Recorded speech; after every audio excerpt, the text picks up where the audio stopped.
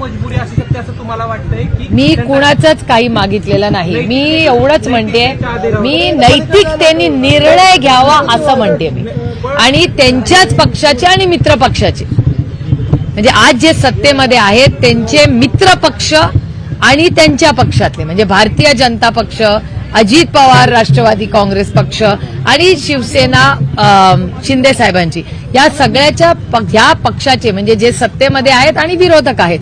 मला असं वाटतं ही एक घटना आहे ज्याच्यात कुणालाही राजकारण नकोय, ह्याच्यात माणुसकीच्या नात्याने निर्णय झाला पाहिजे एवढीच. मग परभणी आणि बीडच्या घटनेमध्ये कोणीही राजकारण करू नये, तो निर्णय माणुसकीच्या नात्याने व्हावा एवढीच अपेक्षा महाराष्ट्राच्या मायबाप जनतेची आहे. आणि त्या जनतेत तुम्ही आहात, मी हे, आपण सगळेच आहोत. एक जणाला ताब्यात घेतलं, त्याच्याकडे 2 पिस्टल आणि 28 जिवंत काढतो त्याच्याकडून हस्तगत करण्यात आली. तो भाजपचा पदाधिकारी असल्याचं त्या ठिकाणी समोर आलं. मला क्राईम बद्दल तुमच्याच सगळ्या चॅनल्सवर गेल्या महिन्याभरात प्रचंड गोष्टी रोज येत आहेत. माझी राज्याच्या मुख्यमंत्र्यांना विनंती राहील, मी मागेही त्यांना विनंती केली होती चॅनल्सच्या माध्यमातून, की आपण एक ऑल पार्टी मीटिंग बोलवावी. जरी तुम्हाला एवढं यश आलं असलं, त्याला शुभेच्छा आहेत आमच्या, पण एवढं यश आल्यानंतर, एवढी मोठी सत्ता आल्यानंतर महाराष्ट्रात क्राईम का कमी होत नाही याची एक चिंता आणि काळजी आम्हाला सगळ्यांना वाटते. आणि याची चर्चा एक सशक्त लोकशाहीमध्ये आपल्या सगळ्या पक्षाच्या लोकांना बोलून ही झाली पाहिजे, ही आमची मागणी आहे. मतभेद विसरून पुन्हा 2 पवार कुटुंबीय एकत्र होणार का?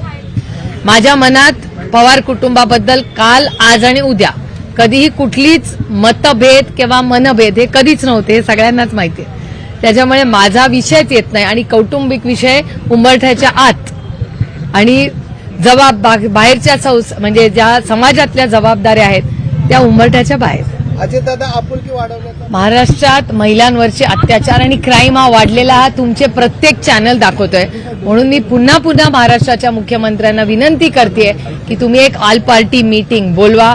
महाराष्ट्रामध्ये जे वातावरण आहे हे चांगलं नाही, ना विकासासाठी चांगलं आहे, किंवा समाजात आज ज्या घटना होत आहेत त्या वेदना देणाऱ्या आहेत, अस्वस्थ करणाऱ्या आहेत. आणि एवढं मोठं मॅन्डेट या सरकारला मिळालंय. माझी अपेक्षा होती की ते पहिल्या दिवसापासून इतके जोमानं कामाला लागतील, पण एकटे देवेंद्र फडणवीसजी सोडून बाकी कोणीच इन ऍक्शन मोड दिसत नाही. त्याच्यामुळे माझी पुन्हा त्यांना विनंती आहे की तुम्ही या क्राईम आणि ही जी परिस्थिती आहे राज्यामध्ये वाढत चाललेला क्राईम, याच्यावर त्यांनी एक ऑल पार्टी सर्व पक्ष